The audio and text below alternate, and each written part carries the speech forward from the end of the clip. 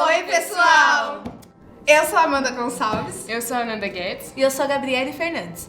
Somos estudantes do Instituto Federal de São Paulo, Campus Avançado São Miguel Paulista. Uma escola que oferece ensino médio integrado ao técnico para a produção de áudio e vídeo, PAV, e informática para a internet, INE. Esse canal foi criado para a disciplina de Mídia e Sociedade, que tem como principal função estudar mídia na sociedade. E você deve estar se perguntando, por que isso é importante?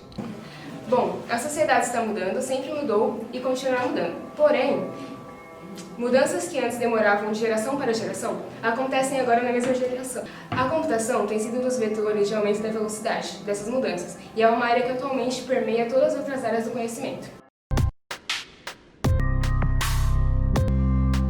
Mas nem sempre foi assim. Durante cerca de 4.000 anos, a escrita era a principal forma de guardar informações. Até que em 1804, um francês chamado Joseph Jacquard projetou uma máquina com o intuito de aumentar a velocidade da tecelagem. A partir de simples cartões perfurados, ele conseguia produzir qualquer tecido que algum designer poderia imaginar.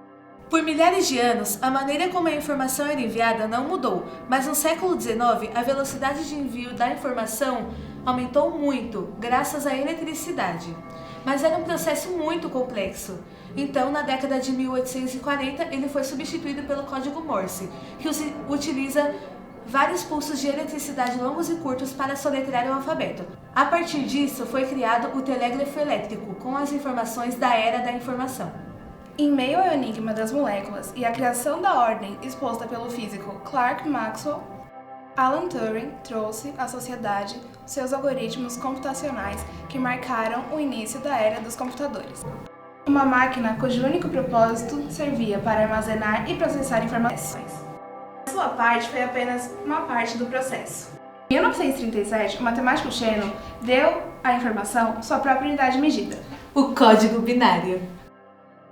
Ficou confuso, né? Bom, é por isso que a gente decidiu dividir esse tema em várias partes. E essa daqui a gente vai falar especificamente sobre a escrita.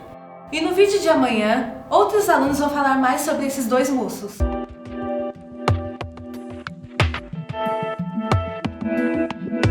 Na pré-história, o homem buscava se comunicar através de desenhos feitos nas paredes, a chamada pintura rupestre. Com isso, eles buscavam expressar ideias, sentimentos e desejos. Considerada a mais antiga língua escrita, a escrita cuneiforme foi criada por volta de 3.500 anos antes de Cristo pelos sumérios na antiga Mesopotâmia. No começo, a escrita representava pictogramas, que eram gravados em tabuletas de argila. Porém, com o passar do tempo, eles passaram a transmitir as ideias que eles queriam através do som que eles representavam, criando então um conjunto de sinais fonéticos. Com o tempo, deixou de ser escrita em colunas e começou a ser escrita em linhas horizontais, da esquerda para a direita.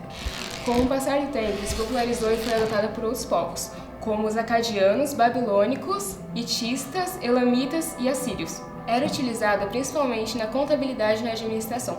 Porém, com o passar do tempo e a popularização, eles passaram a ser usados também na comunicação e no trabalho. Somente no século XX foi que encontraram documentos que possibilitaram a compreensão dessa linguagem. Porém, ainda é difícil para muitos especialistas, pois não apresentam uma estrutura de maneira sólida.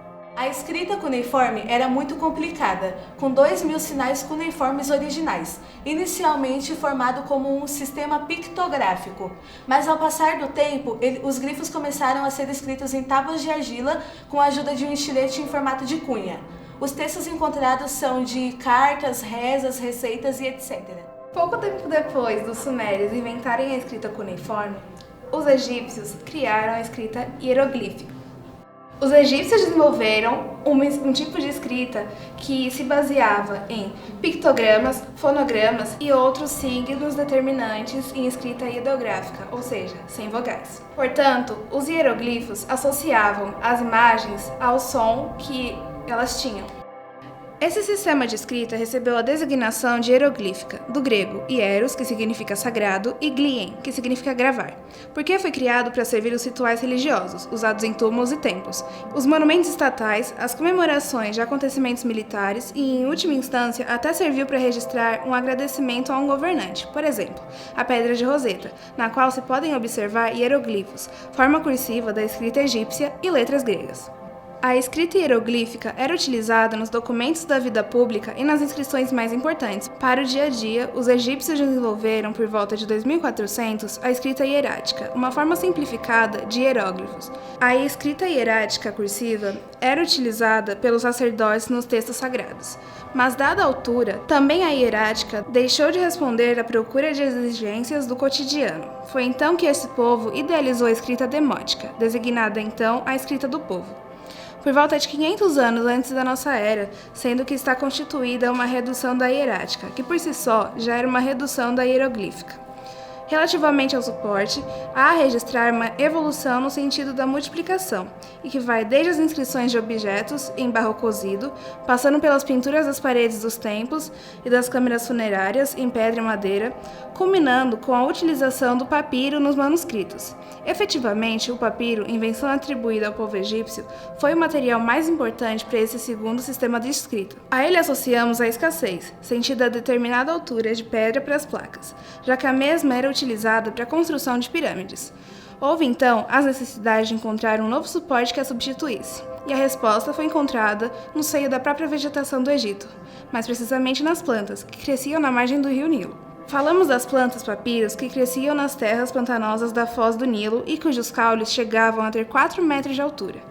Caules esses que eram cortados e justapostos às camadas numa superfície lisa, sendo que, sobre a última camada, era colocada uma pedra lisa com a finalidade de fazer compreensão dos caules atravessados. Com a água, as cervas e a umidade das folhas tornavam-se densas e colavam uma nas outras. Ao secar, eram colocadas em pilhas, passadas no azeite e anisadas. Assim nasceu um bem e em pouco tempo os egípcios tornaram industrial, sendo reproduzidos pelos romanos e inovados, até o processo final, que era a aplicação de amido, onde formava-se uma cola e as fibras se conectavam. Até o século VIII, este foi o papel que percorreu toda a Europa. Porém, os fenícios decidiram parar de exportar para a Nova Ásia. Então, o rei de Pérgamo, uma cidade da Grécia, ordenou que todos os sábios pensassem em uma maneira de construir um novo papel. Foi daí que surgiu o pergaminho, que tem o nome por causa da própria cidade onde ele nasceu, que era feito de peles de animais, que depois eram polidas e secas e banhadas em cal para evitar o mau cheiro. Era um material mais duradouro e permitia a reunião de várias folhas em formato de livro, o que facilitava muito e foi considerado uma grande evolução, porém era bem mais caro. A escrita chinesa é uma das mais importantes e utilizadas pelo mundo afora. Promoveu a cultura chinesa e influenciou as culturas mundiais. Simples e padronizada, a escrita chinesa foi considerada simples no século XVI e encontrava-se em um estágio avançado, surgindo inscrições em ossos e tartarugas. Eram utilizados em religiões para prever os futuros alheios entre sorte e azar. A China utilizava em rituais, e em mais de 160 peças, poucas resistiram ao tempo. A escrita chinesa teve várias variações, até chegar à sua escrita atual, com suas horizontais, suas verticais e linhas. A escrita chinesa se baseia nos hieróglifos, com mais de 10.000 caracteres. Desses, 3.000 foram difundidos para outros países vizinhos que influenciaram suas línguas. Todos os conhecimentos eram passados de geração em geração através da oralidade, e todos aqueles que não eram passados se perdiam com o tempo.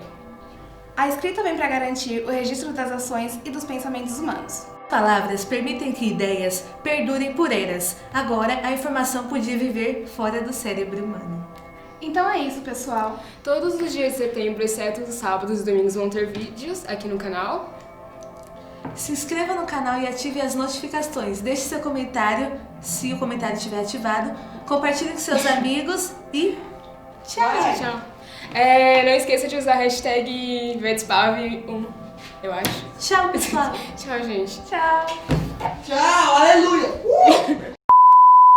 Eu sei que muita gente falou que eu nunca ia chegar nesse ponto da minha vida, mas eu guardei minhas economias, eu editei os meus vídeos e aqui estou eu. Não é